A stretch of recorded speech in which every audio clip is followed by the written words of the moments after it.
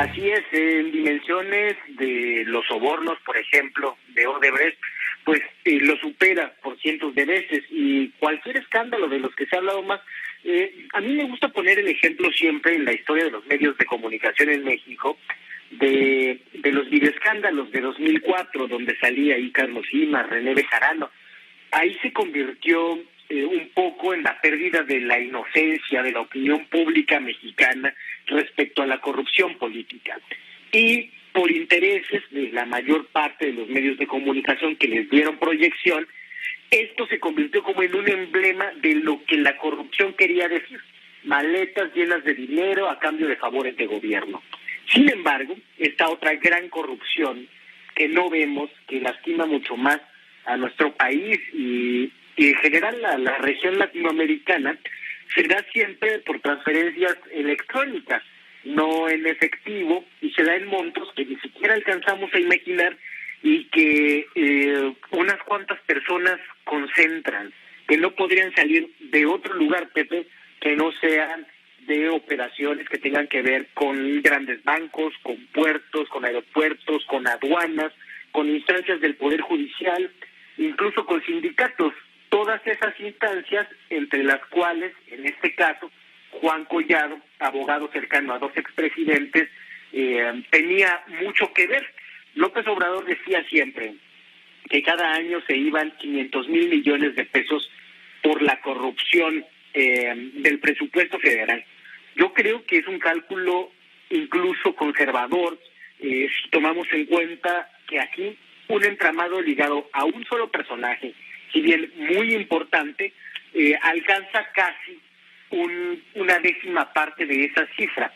Entonces yo creo que eso es lo que tendríamos que estar estudiando. Está muy bien los reportajes sobre la estafa maestra, sobre Odebrecht, pero no debemos de perder de vista que esos son apenas las migajas de los grandes sistemas de corrupción que no solamente sobreviven en nuestros países, sino que además tienen anclas muy profundas que impiden que se hable de ellos. Yo creo que ahora, incluso con el gobierno de la Cuarta Transformación, hay muchos políticos que prefieren mirar hacia otro lado. Es más fácil hablar de que el INAI tiene que ser rescatado, de las tentaciones autoritarias, o de la COFESE, o de los avances imaginarios que significan estas instituciones, que ir a ver toda esa porquería que permanece oculta en sitios oscuros permitidos durante esos mismos años estelares del desarrollo institucional.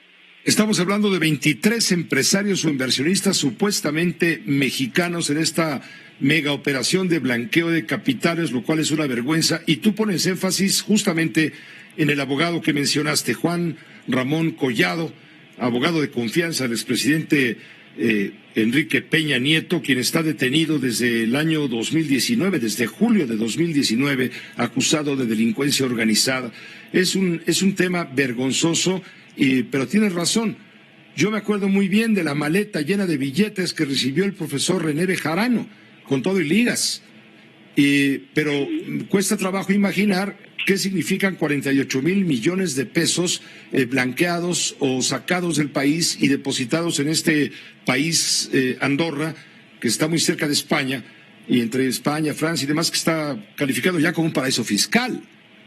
Y es uno, Pepe, imagínate, faltan una decena por lo menos de paraísos fiscales donde seguramente también operaban políticos mexicanos. Es cosa de irle rascando, pero hay todo un sistema internacional que se resiste a que haya escrutinio hacia esas prácticas. Y decía yo el caso de René Bejarano, por ejemplo, ni siquiera está claro el tipo de falta que es, si eran donativos para campaña, como se ha establecido, ¿no?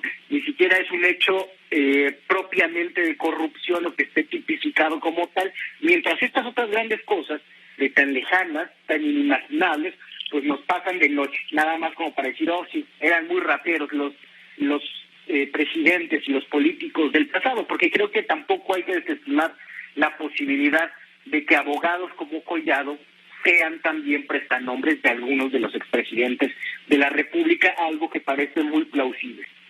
Pues te agradezco. Mencionas a los medios de comunicación, dices que con intereses exhibieron aquel entonces, 2004, si mal no recuerdo, el tema de René Bejarano, el profesor Bejarano, y otros casos, el caso de Imaz, que fue esposo de Claudia Sheinbaum, por cierto, y ahora, bueno, pues ahora no están mencionando nada de estos paraísos, de estos mexicanos poderosísimos, el abogado del poder, como se llegó a llamar a Juan Ramón Collado y a otros, ¿no? Así es, vinculados también con entramados de lavado de dinero del narco mexicano y de algunas instituciones financieras que han salido ya en reportajes como Caja Libertad y otras. Hay ahí todo un mundo que no conocemos todavía sobre los flujos del dinero en México. Yo no sé si algún día lo vamos a conocer. Como te digo, es mucho más difícil de explicar, requeriría de un esfuerzo tremendo de los medios de comunicación. Por ejemplo, ¿cuánto significaría el espacio en más o menos los billetes que recibió Imaz? Estos 48 mil millones de dólares, ¿en cuántas camionetas se verían? ¿Qué significa esa corrupción en volúmenes? Como para tener una idea, ¿qué tiene que ver una cosa con la otra? Bueno, serían seguramente varios camiones de volteo que tendrían que ocuparse para equiparar el monto de lo que se ha presumido como una corrupción con esa otra investigación de lavado. Pero aquí, Gibran, si me permites, me parece que estás haciendo una defensa ideológica. No creo, bueno, yo creo que hay una distancia entre las dos cosas que es importante. Una, los donativos que te decía privados a campañas políticas, sí, que pueden incentivar o generar una corrupción posterior en contratos, que es lo que se presumía en ese caso y que fue difícil de probar. La otra cosa es sacar presupuesto público o generar mediante entramados de intermediación corrupta como aeropuertos, puertos y aduanas, permitir que pase mercancía, por ejemplo, y recibir dinero. Que estas son las grandes cantidades que tienden a ser blanqueadas. Por eso ponía al principio que estas cantidades no las tiene casi nadie en México, salvo una decena de personajes, lo que quiere decir que es una corrupción que muy probablemente está vinculada al gran capital ilegal, que puede ser narcotráfico y muchas otras variantes de crimen organizado.